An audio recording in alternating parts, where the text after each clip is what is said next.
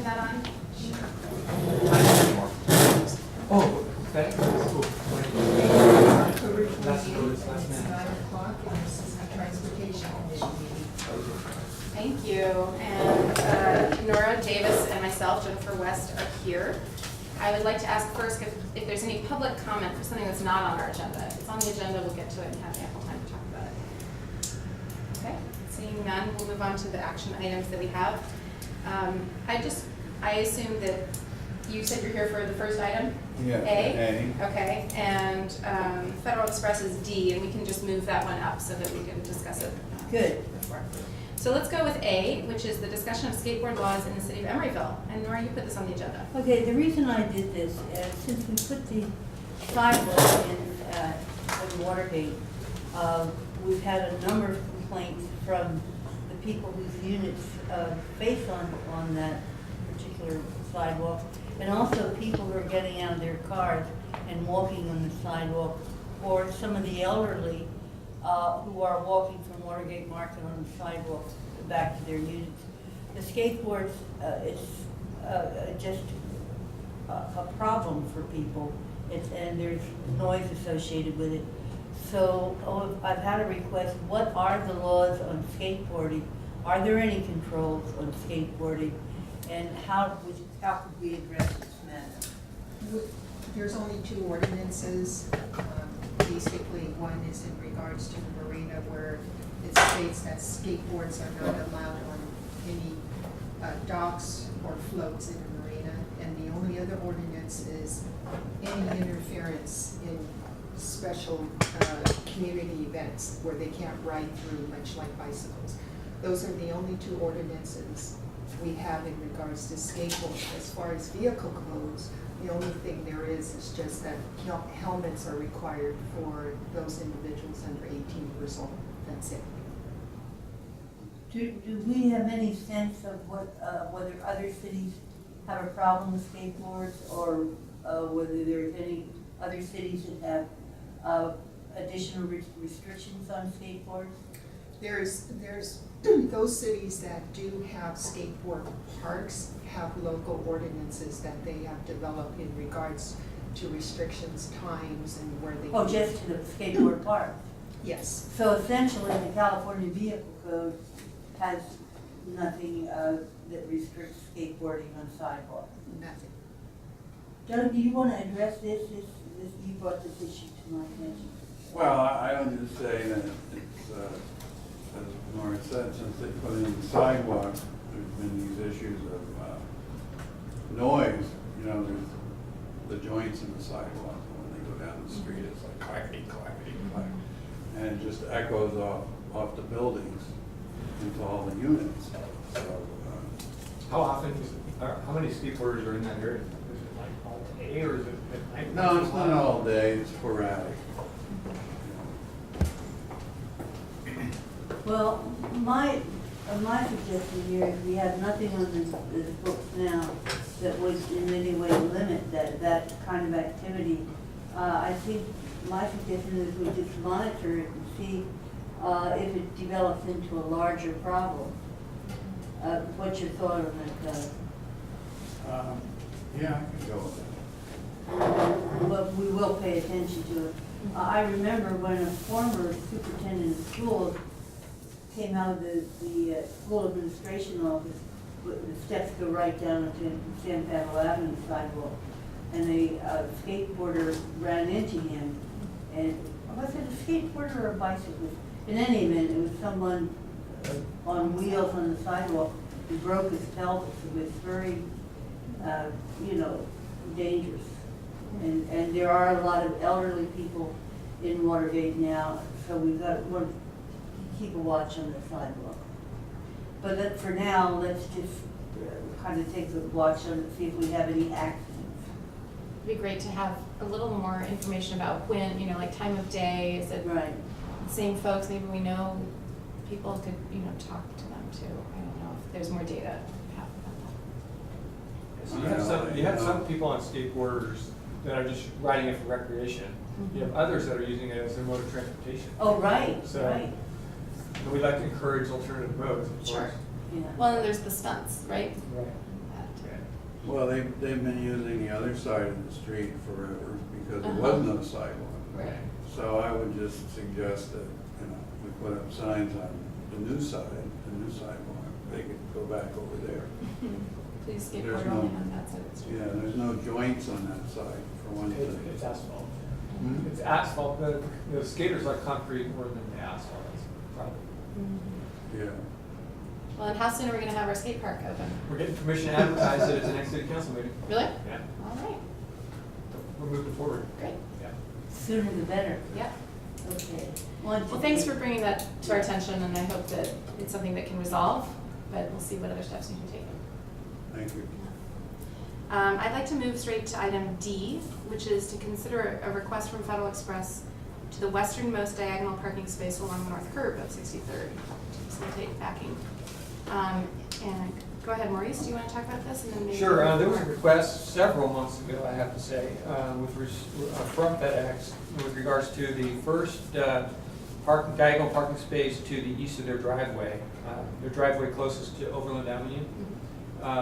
Apparently, it's interfering with their ability to maneuver their trucks to get into the driveway. And so they'd like to create a no parking area for that space. And I'm the manager here from FedEx, speak to it. Yeah, thanks. First of all, thanks for having us on the agenda today for this. Really, we're looking just to extend, there's a red zone there. We're looking just to extend it to one space. And what happens here is, we have our 18-wheeler type trucks that basically come here and they bag into our driveway there. We don't know, there's random people that park there, but whenever there's a car there, it almost requires us to have a person out there to watch traffic, and then watch for other cars. There are actually other cars that kind of zoom by there. With no car there, our truck drivers they pull up, they bag in real quickly, they're out of the way, and to me, it's a lot safer. The less that they have to, less time they have to spend there in the middle of the street, the better. I could tell you, there's tons of times where we're there and they're trying to park. Cars just try to race by, and we can't stop them from racing by. We can just kind of yell at them and try to have them stop. But if that space was clear, we're probably cutting out a good 5 to 10 minutes of maneuvering time for our truck being in the street, and that's really all we're looking to do. So it's been like this for quite a while. You've been managing. Yeah, so what's happened recently is I think folks are getting to work a little earlier over there now. So they're parking it. We typically start pretty early. So our trucks are there as early as 4:30 in the morning. Of course, no one's there then. But when we get to, 7 o'clock-ish, then the spaces, people start coming to work. And it's more prevalent when we get into our holiday season. We have late aircraft and later airplane, planes and trucks.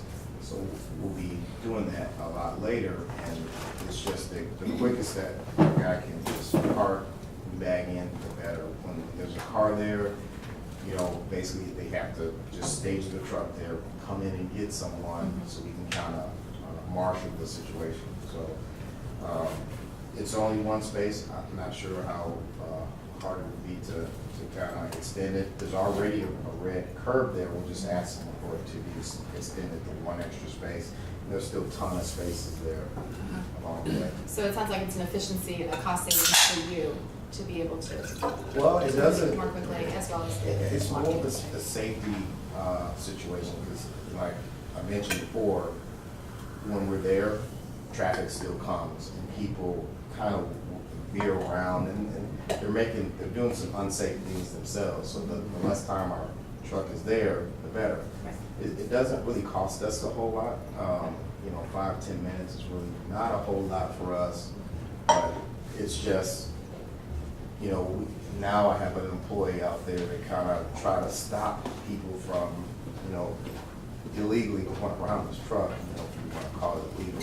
So it just, you know, the less time we can spend there, the better. I think it'll be a safe situation for everyone involved. You know, some of these employees that work in the other places run late to work, so that's where we get the swerving around the truck. So it would just kind of alleviate things from a safety standpoint. And my other questions then are about parking in the area and how, it sounds like if it's a space that's filling up at early in the day, I'm wondering about the demand and, you know, are people parking there all day? Where do your employees park? Do you know? All of our employees park inside our lot. We have a secure lot, it's gated in, so none of our employees park out there at all. The spaces are taken up from the businesses that are around it. And strangely enough, just a handful of people like to start there when there could actually be tons of spaces open here. They'll just use, like, they start there, I don't know why, maybe it's the. Closest to something. It is closest to something, so, but there's tons of spaces there. I don't really think that one space would really be an issue for them. And is it a time of day thing, or is it all round the clock? Well, it's, yeah, after 7 o'clock, basically, is when we see a car or multiple cars hit those spaces. And for FedEx's needs, is it only a delivery, you know, in the morning? It could be open after 10 a.m., or is it more of a? Yeah, so it's, our larger trucks maneuver there up until 9 a.m. in the morning. And it doesn't happen again for us until 4 o'clock in the evening. The evening part is, I haven't heard any concerns from our team about the evening.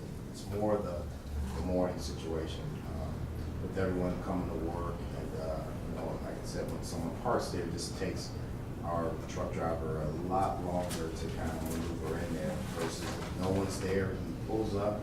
They're pretty savvy about it. He pulls up, back in, and it literally takes him, you know, seconds to do it when no one's there. So we'll be out of the way. That's kind of just, we avoid some safety issues. Has there been any increase in the size of your trucks in the last 10 years? Because this is, you know, you've been there, been established there for quite some time, Right. and we haven't heard this problem. Have you increased the size of those big delivery trucks at all? No, these are the trucks that deliver like all of the freight for our area. So this our call it the Standard. 18-wheeler Hasn't, truck. it hasn't changed? Hasn't changed. I think our team hadn't really discussed it before. They were just managing the situation. It became a little bit more of an issue the past year. I've just been at the facility since July 2013, and last Christmas season, all the way through now, is when we've seen an increase in the traffic there and drivers, and you know, and they're a little bit earlier than they used to be. So, Well, you know, since the economy has improved, thank God, yeah. You're having much more activity there, many more people are employed, and the parking there, I have noticed, has really started to pack up. There's another issue with that street, and that is, of course, the fire station, so up on the corner. We don't want that street blocked. So my recommendation would be that we move ahead with this, extending that red zone so you can get that truck off the street and continue the flow of traffic. What do you think, Maurice? I agree. That'd be Do my you recommendation. think there's a need to have a time limited, or just have it read so that it's not a time We have to take a look at the resources right, that and we what have. we and enforce, yeah. There's no sense putting in a time requirement if you don't have the resources to monitor it, Right. which we don't at the Complaint-driven. present time. Okay. So the staff thinks that's fine? Good. Well, let's move that on with recommendation to council then. And have them- And Appreciate before you that. go, Yeah. I would like to ask you a follow-up question. Trying to remember the name of your colleague who was here a few months ago.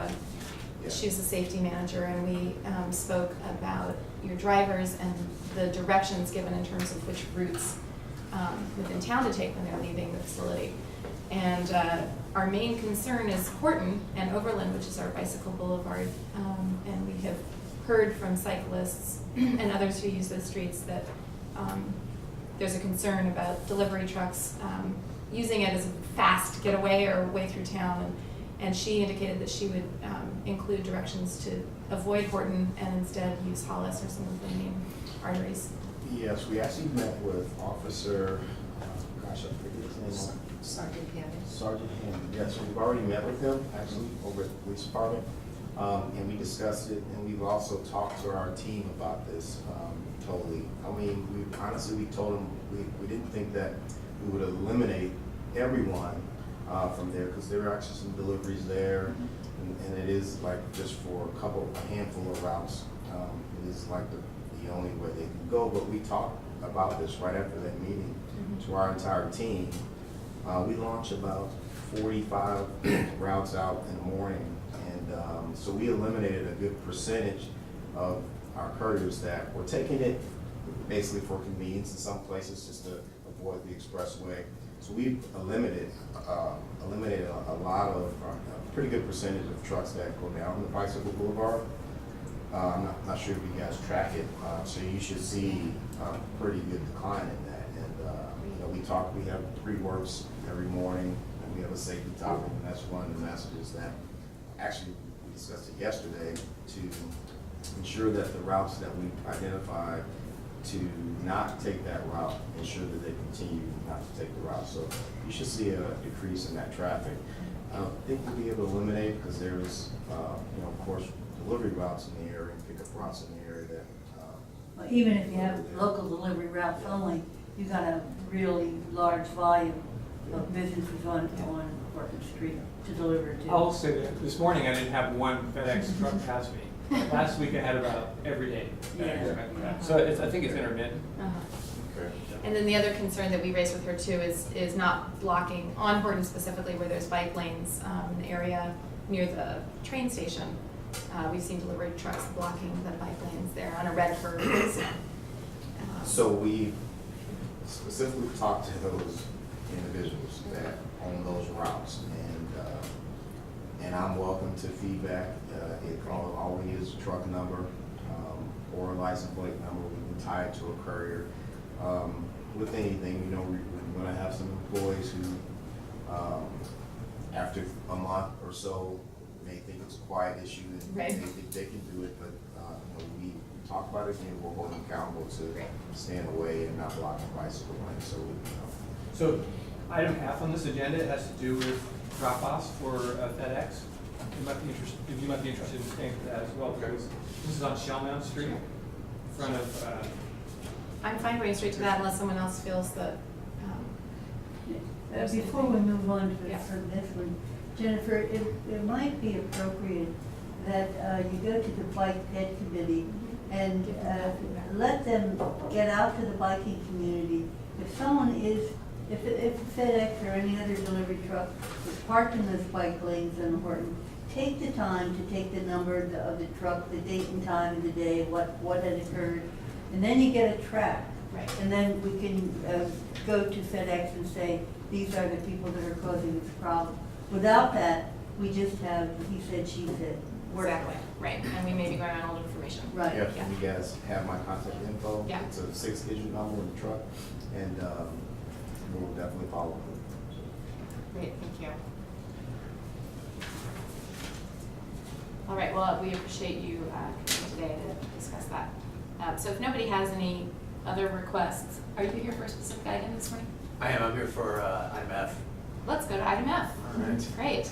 So this is to consider creating a yellow loading zone along the west curve of Shelldown Street next to Marketplace. so, Thank you. not too long ago, I went Bye, Doug. Thank you for coming.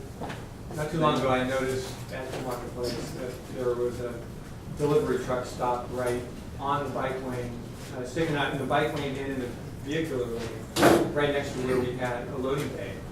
And they were there serving businesses at the marketplace.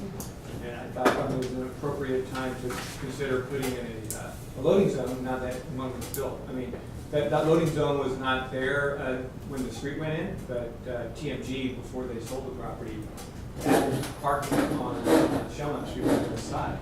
And it's an appropriate place to be able to put a loading zone to accommodate the many deliveries that go in. So right now it's parking, it's not a loading This zone. is all-day parking. Right. No time zone. And in fact, that parking is actually not on public right-of-way. It's technically on the marketplace property, but it's looked at, I mean, the general public sees it as public parking because it's right off the street. Well, what you're saying is we'd have to get TNG's, Well, the new owner, cooperation. yeah, well, that's why they're Put it here. in loading Yeah, zone. that's And correct. we have your written approval of putting the loading zone in there? No. Will we get it? No. So you're not interested in having loading along there? The reason that, just to provide a little history on the issue, and Maurice actually very kindly sent me an email last night, mentioned this was gonna be on the agenda, and I'm glad, 'cause I'm happy to talk. Glad with you're you here. about it. Thank Yeah, you. so as everyone probably remembers, prior to Guitar Center and Urban Outfitters being in place in the public market, the Borders was there.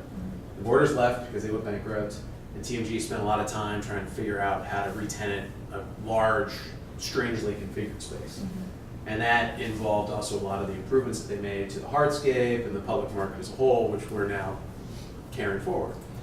The two tenants that they found that would do leases at the property were Guitar Center was one and Urban Outfitters was the other.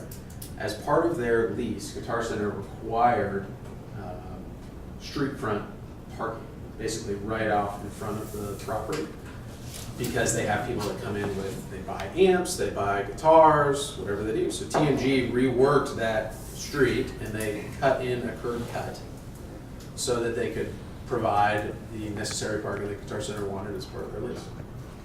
But then, anybody could go there and park all day. That's true. And then it completely. Absolutely.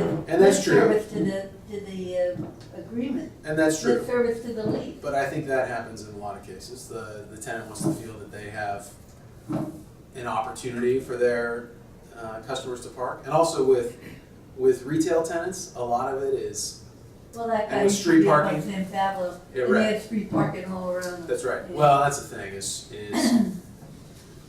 most of the time when we all go driving and look for parking in front of a store, there's no street parking available. But retailers like it because it gives the impression of, hey, well, the next time I come, there might be street parking or there's access there. It's kind of something to help customers feel like they have easy access to the store, even though there might never be a parking spot. But the point is that that's part of their lease, and it's not something that they will. But it just likely says give up. street parking, it doesn't say anything about. Yeah, it doesn't say anything. So Whether anybody, it's truly anybody can limited park to a there. 2-hour or 20-minute stop. That's so- right. Doesn't say anything about availability. That's right. Exactly. I would need to go back and check the document, but I So- don't know the test. so- I can check that.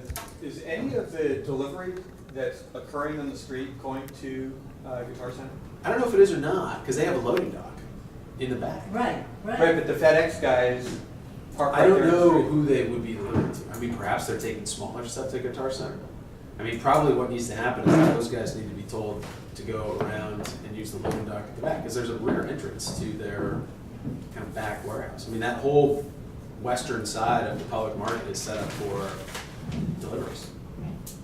That's So where all of our food it sounds like deliveries it's come, conversation everything else comes. with the tenants and Yeah. the services And even provided. if Yeah, it were a absolutely. 2-hour zone, Yeah. you couldn't enforce it, some private property.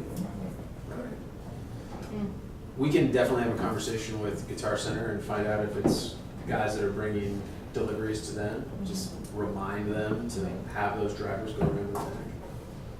I have no problem doing that at all. So essentially, you can't do anything about this. Not now. That's true. Well, how long does that leave? 10 years with some options. Okay.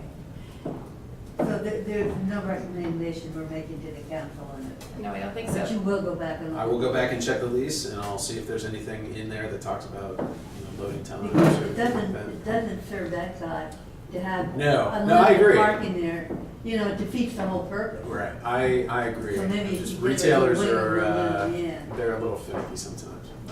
And it might be in city center's interest really to have more turnover and availability of parking spaces on your property. Yeah, In that yeah. sense. I think, look, we want to try and solve the problem. If people are parking in that area where they shouldn't be or dropping things off, we'll see what we can do on our end, which would be really talking to the tenant about helping solve that problem. Because we understand the city's concerns, absolutely.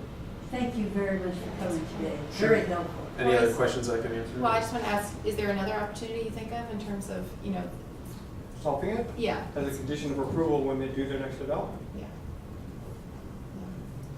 And, it's interesting that these are private parking spaces, but they appear to be public. If there's Right. some way, we do have agreements with other entities where it's private parking, but it's a public easement. Right. And I don't know how that works in terms of our enforcement, et cetera, but I think it's treated as public property once those easements are in place. And it's just as we I think it was a- reconfigure streets, it's good to take these into When the consideration. parking went in, it was an oversight not to make it public space. Right, yeah, so if we But have. that can be rectified. Great, yeah. Well, we can have those conversations. Thank you very much. Thank you, My Maurice, pleasure. for making sure to attend the town this morning. For that. Thank you for sticking around. Thank you, guys. Okay. We're gonna hop back. We've done Okay, record, A record. and Back in F. 4300 Gordon Street. Let's go to 4300. And this has been dragging on for months. Please, This is the additional artist co-op to the south of 45th Street. And they have a garage exit for their homeowners association that goes out onto Horton Street. And right now, they have a tiny little red zones on each side of the garage, and they're asking to extend those red zones to have more of a clear vision when they come out onto Horton Street. And Is this from individuals or from the HOA? this is from the HOA. They had also asked the city to provide one of those mirrors like they have in Yeah. Watergate. Well, that's private property. They can They can put it up they can themselves. pop for themselves. But the red zones, what's your advice on this, Maurice? It really is dangerous coming out of that garage. It's almost like the corner of Sherwin and Horton, before you extended that red zone there. Mhm. When you came up to that T intersection, you Because couldn't it's- see who was coming from the north down. Well, the red zone, I think, might help out for creating sight distance. For visibility. Visibility, right. And when Sherwin-Williams goes in, as the traffic increases on that, it's a way to avoid accidents. Right. So this would be my proposal. So to the city does the council. red zone eliminate a parking space that we're talking about? You want a red zone on both, you want to extend the red Right. zone on both sides. Of the driveway? Yeah, Right. So it's a question of, there might be just so much space there for parking. If we do too much red zone, then we might be eliminating parking. We'd have to go- I would like to have a sense of, either a picture or a map. It always helps me to Right. visualize and be able to Yeah. see. Is it 2 spaces and we're going down to 1? Is it 5 and we're going to 4? Like Right. And we did the same thing actually, just north of 45th Street. We created better visibility for that driveway as well, as I recall. Exactly. And I think there's another driveway just south of this one as well. That's another piece of the artist co-op that might have a drive coming out, but there may be better visibility there.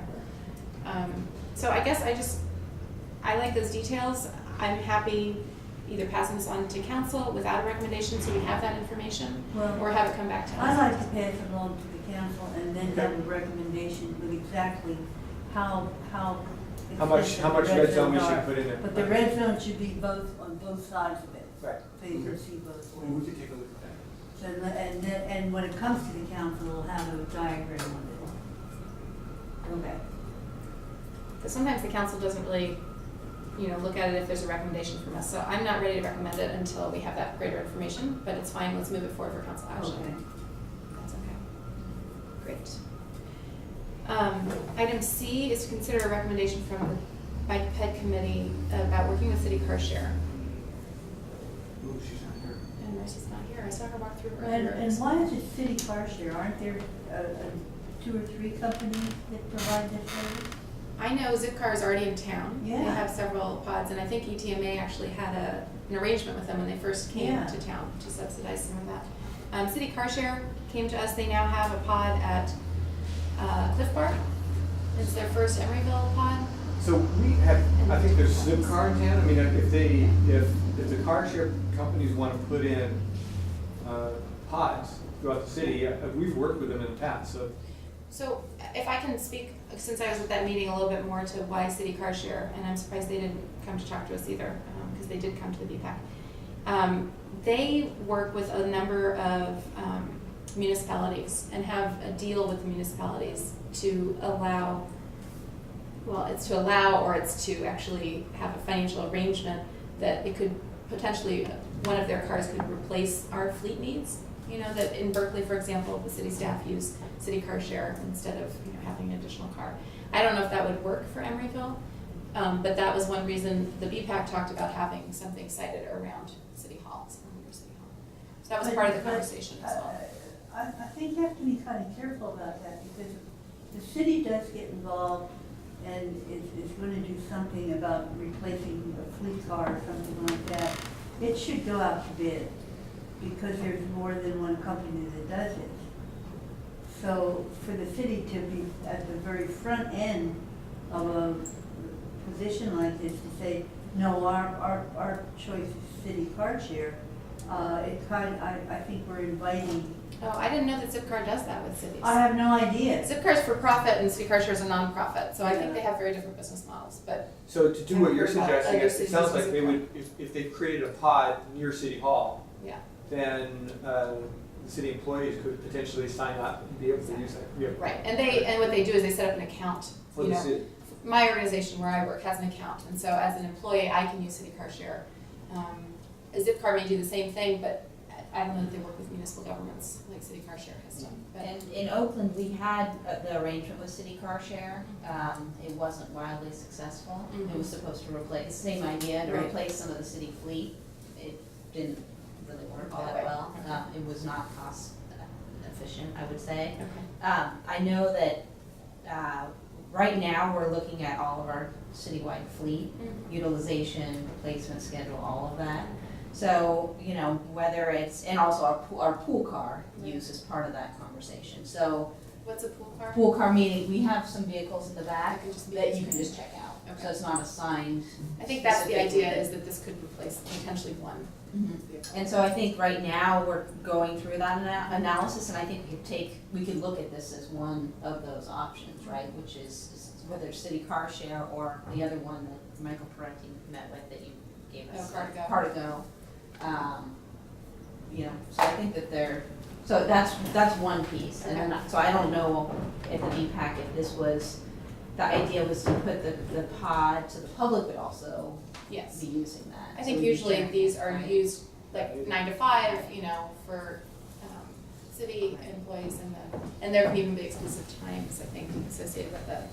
But, you know, I don't know how much it'll fit our needs, Yeah. is the question. Yeah. So the other thing that I remember them saying at their presentation is that City Car Share has a much greener fleet, like miles per gallon, than any of the other car shares around, anyway, which fits with our climate action plan and our interests in terms of all these things. Sabrina, this is kind of loosely tied to the subject. When you're reviewing the city's fleet, Mhm. are we also reviewing the policy that we're trying to move toward cleaner cars like electric vehicles for a pool car We Or are. hydrogen fuel Yeah, cells. we're looking at, we're doing our hydrogen. or hydrogen? Yeah, our pilot. Gasoline's the same thing. We're doing our pilot program. But we're looking at the electric vehicles. Good. Um, If any city could use electric Yeah. vehicles, Right. it's a flat 1 square mile city. Right, especially the police department. You see all those cute little parking enforcement folks out there in other cities. Okay. Yeah. Okay, so I'm happy for the city to include this as we're evaluating our fleet needs, and I'm hearing from staff that you're willing to do that and see if there's a fit there. I'm happy for City Car Share to just put more cars in the city on their own without our support, our need, but if they wanted to site something nearby, I think that would be wonderful. So I'm not sure what the next step is on this, if it needs, and council can know that we discussed this. We can make sure we note in the minutes that we'll include a conversation with them when we're doing our Okay. review of the fleet. Great. And I think our goal was to bring something February, March timeframe. Okay. So I've got a question on these car share things, these pods that take over, do they take over city right away permanently? Well, we can always move them, but there's several developments that have gone in, like, you can think of the NHI has released a pod on 59th Street. Emerytech has one as well. And on 53rd, I don't know, it's a city spot. And I think the Parkside project's gonna And get and one. who keeps track of It this? required them. I mean, it is, Yeah. it's public right of way, and so, you know, it is a confined space here. Do we have any idea of what the top number of, How many pods there are? exactly? Well, we'd have to go onto the websites for Zipcar, and you could see where all those cars are. Well, You'd think they would provide that for you. Yeah, they you probably- would yeah. say. We ought to start tracking it, and we also should start considering what is the upper limit of having these pods to take away public parking for this type of thing. So I see it as a market issue. If they're not gonna have a car sitting there that's not getting used, right, in terms of their business plan. If we have more and more car share being used in town, every car share car takes, between 14 and 20 cars off the street. So actually it helps our parking issue if cars are being used more and parked less. So I see it as a net benefit to the city if we have more and more car share, if the market can support it. And I don't know, it's a new cutting edge kind of thing, it's hard to know. But you agree we But it should does. track how many I think we should have. know what's going on, it's our Yeah. public space, and just like anyone who comes and asks for a blue zone and a red zone, we Right. should know that too, because it's public Exactly. space that we're basically giving away. So you know, we're starting a project where we're doing, collecting all our assets on GIS. Right, And so we're gonna start collecting every blue zone, every red zone, so we'll know off the bat how many we have and where they are. yeah, And it'll be easy to keep updating. So we could also incorporate where the the pods are. sure. Oh, we definitely should, I think we've got to know Right. on our public right of way what our resources are and what's the limit of those resources. Right. But when we say, like Park on Powell, we required, as I recall, that they put in car share 1 or 2 spots somewhere on the street. Right. So, it's kind of like, it's our benefit and it's also, their benefit, and so looking at all of that, just having the documentation I think is Well, important. on Park on Powell, did we require they put it within their property or on the public right of I way? think we said on public right of way. Yeah, I'm still not sure where it's gonna go because we had parking on Stanford Avenue, which I believe they were gonna put the space on Stanford Avenue in the new parking we create, but we eliminated that parking so we could save trees. Right, So now we have to find a place for the pod. maybe it was on Doyle Street or something. See, Now we're talking about that big next development time too. with the space in the, operation like Watergate, they have plenty of space on there for pods. They got 2,000 people, that would be a market. Potentially. Yeah, Why aren't they out there? exactly. Yeah. That's true. So we don't know if City Car Share knew we were discussing this today. No, I'm gonna check that with Marcy. In fact, I didn't know this one. Okay. So I guess, council can know we talked about it, but there's no action for them at this time, as I understand it. Our next item is related. So unfortunately, the developer. At some point, we should be called the parking committee. The Parkside developer is not here. We had a meeting probably 2 months ago. In particular, there was a discussion on all the parking spaces being used by the contractors while they're building their project. So there was really no way of limiting their use on the street. So the idea was that we might want to create a 2-hour zone because then the contractors couldn't park there all day.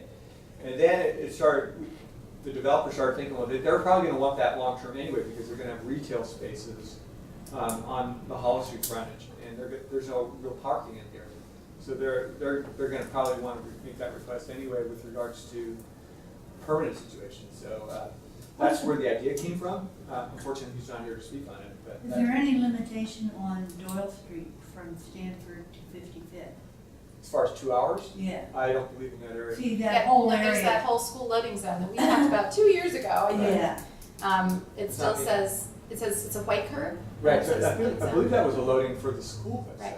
So, But we believe talked a couple years ago about could staff please, have that conversation, and we can bring that up again with. I don't think it's being used, I don't think it's being enforced, actually, at all. nor should it be. Well, but then it's confusing that some people aren't parking there because they read the signs, and other people are parking there all day. No, So, I mean, that white zone shouldn't be there. I agree, but it's a conversation with the school if that was a requirement. But why don't we move forward to the council that if we want the 2-hour parking zone from Holland to Stanford, but then we also want them to officially eliminate that white zone and make it a 2-hour zone. Maybe the white zone. Yeah. Package it. I'm a little concerned about just the public parking for that project in general, and is there any public parking that's been provided? We're taking away spaces, as you said, for the trees on Stanford. That retail space has no parking associated with it, you're saying? Well, not on the street. I mean, there's no, I don't know if there's any, this would be a question for Charlie, but I don't know if the project itself has parking for the retail spaces. I don't know. I don't know either. But most people, out of convenience, wouldn't go inside that project. They'd want to Well, and I on the assume street. the inside parking is all gonna be gated. Right. And I think, once that project's done, I think the on-street parking on Stanford will be more towards the people that work within those retail areas or that are patrons there, but also for the medical offices. Medical offices has their own private, but I think they're using, Oh, yes. a lot of people are using it on the street. Yes. So they would like to see turnover, I believe, on the street. Well, So again, the green one of the zone- problems with the 2 hours from Hollis to Stanford is that all those workers are gonna be parking in the residential area.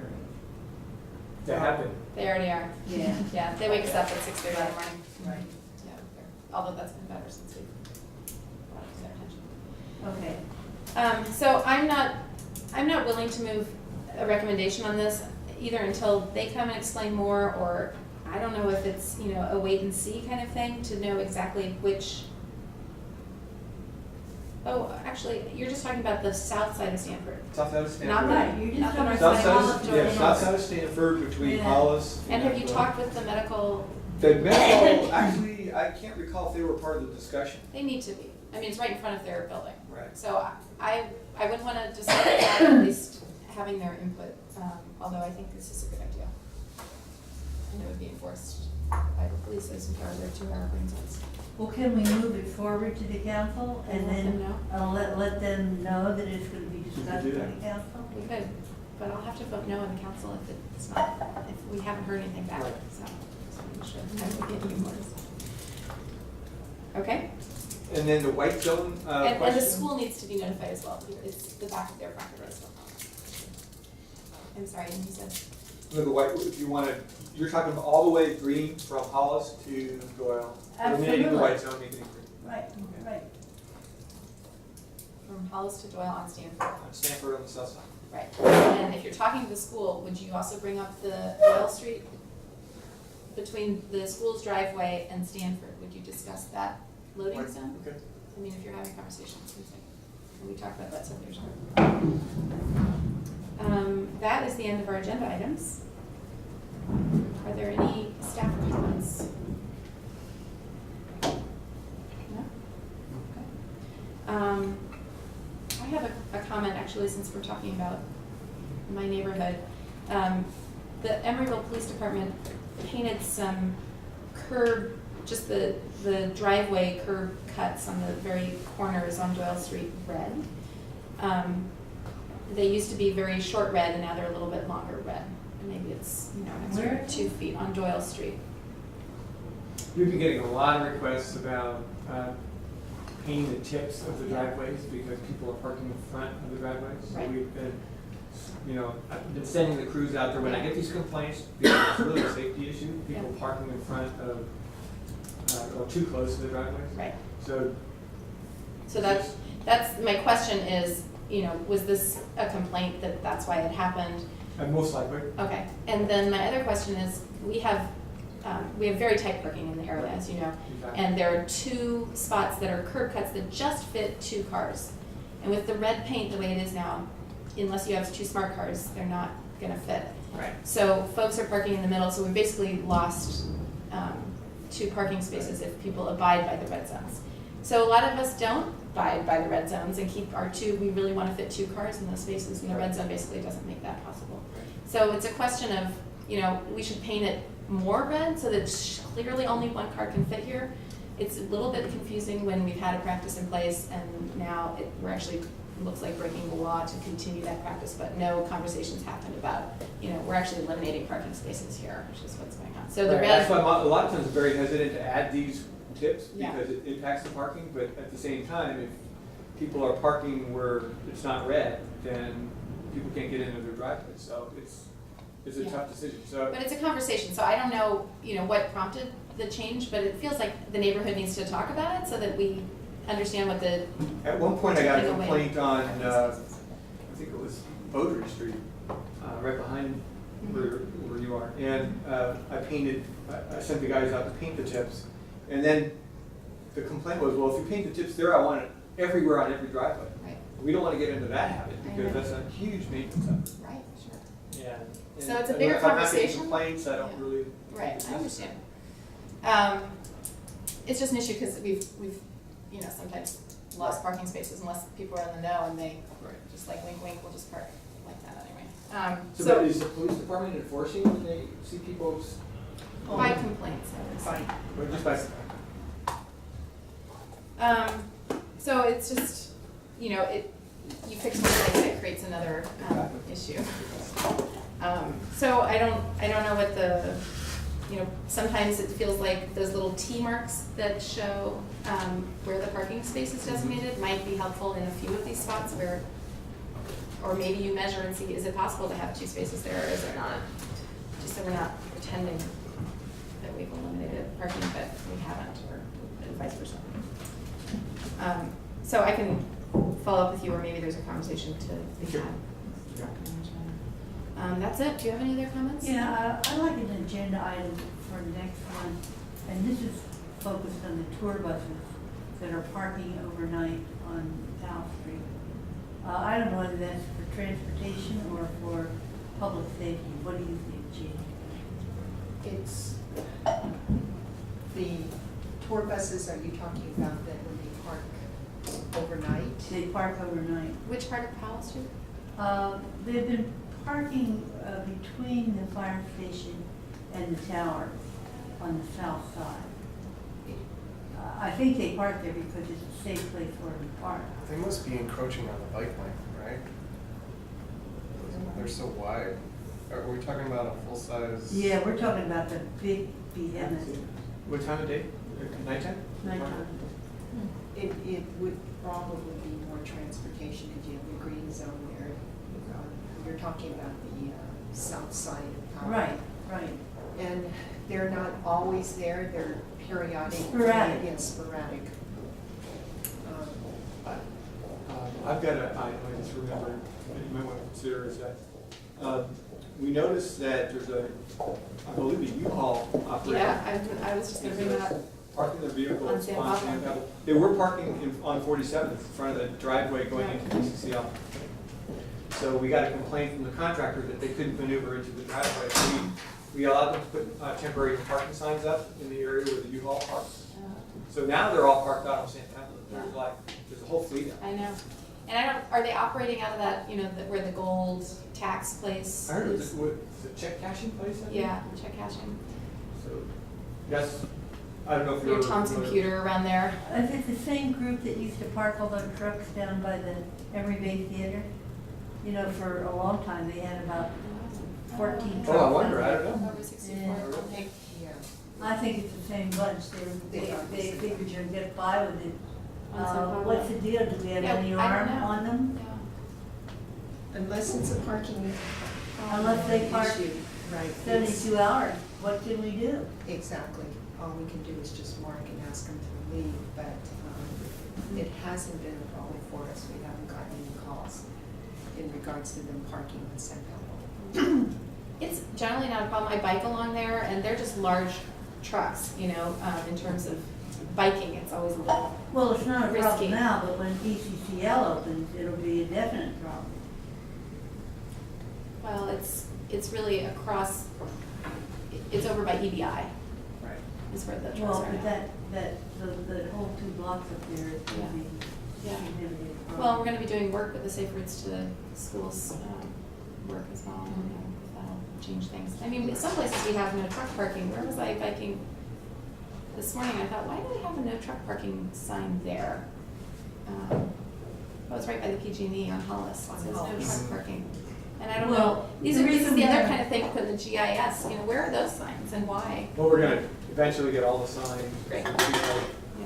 One policy was because of overnight parking on the trucks. Oh. That's why the truck signs or Uh-huh. whatever they parking. So eventually our whole town will just be covered with signs. We just move them around, no tour buses here, no U-Haul trucks there.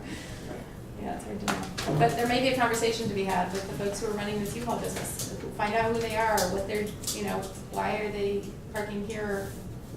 Because they can, that's why they're parking here, and they save the expense of running a place departure truck.